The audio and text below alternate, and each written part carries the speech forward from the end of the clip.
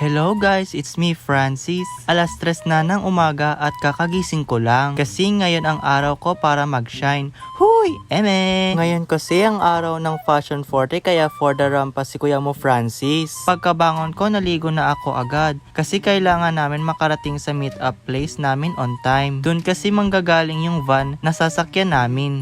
Ayan na nga at nag-skincare na ako para pagdating doon, fresh na si kuya mo Francis. Nag-almusal muna ako para kahit papano may laman ng tiyan ko. At pagkatapos ay nag-toothbrush na ako para di mabaho ang hininga. Kasi pag hindi ako nag-toothbrush, baka mamaya maamoy nila at sabihin pa nila na, "Huy, model ka tapos hindi ka naman nag-toothbrush, ang baho ng hininga mo."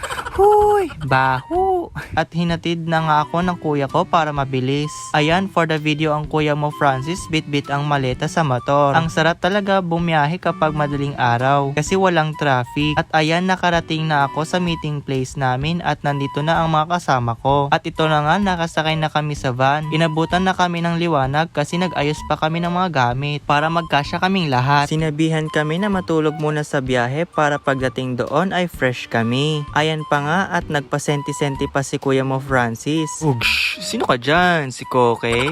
At ayan, inabot na kami ng alas 8 kasi natagalan kami sa Jollibee kanina at na-traffic pa kami. Nakarating din kami sa wakas sa Crown Plaza kung saan gaganapin ang Fashion 40. Pag tinignan mo sa labas ng hotel ay napakasimple lang. Pero pagpasok mo sa loob, maganda pala ang loob. Kaya pa video-video si kuya mo Francis para kunwari for the aesthetic yarn. At ayan, nandito na kami sa loob ng venue kung saan lahat ng models ay nakaupo at nag-aayos ng kanya-kanyang gamit. Ang daming magaganda at magagwapong models dito. Nakaka-insecure kasi ang gaganda ng mga katawan nila at makikinis. Kaya may inspire ka din na ma-improve yung sarili mo. At ayan, for the video ko si kuya mo Francis habang naghihintay.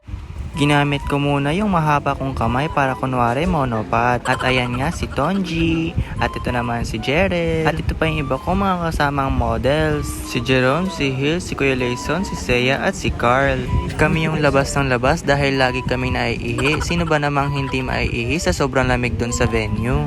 At ito na nga, tinawag na kami para sa dress rehearsal namin. Shoutout kay Sir Mato at kay Aya na nagdadaldalan habang binibidyohan kami. Chinika pa nga ako habang naglalakad. In-explain muna sa amin kung paano yung mangyayari sa paglakad namin simula sa backstage. Shoutout kay Direk Odi na nagtuturo sa amin during dress rehearsal. Hello po! At ayan, pagkatapos ng rehearsal ay isinalang na ako para i-embalsa mo ay STEM para make-upan. Shoutout din kay Tita Priscilla da Coco. Thank you for the hair and makeup.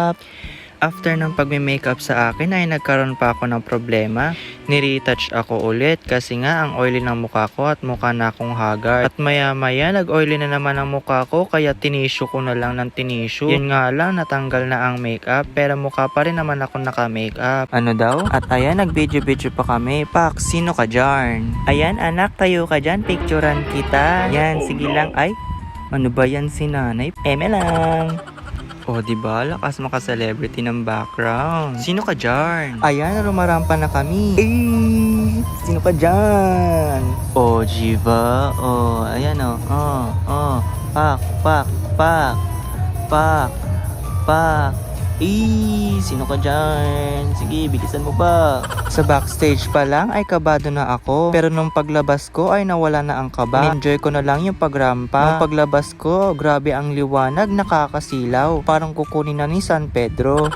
Pero pinilit kong wag mapikit dahil baka walang magandang kuha sa akin ng mga photographers. Sobrang saya sumali sa fashion show, parang gusto kong umulit. At ang sarap sa feeling na ma-achieve yung isa sa mga pangarap ko, ang maging fashion model sa fashion show. Kaya baka naman sa mga designer dyan, kunin nyo na po akong model. Eme! After ng show ay nagpicture-picture pa kami at ito na yung huling video ko dahil malolobat na ang cellphone ko. Hala, ginagawa mo dyan? Anong posing nyo? Hala, ba't ang dilim? Nag-brownout ba? Ay, tapos na pala. Go!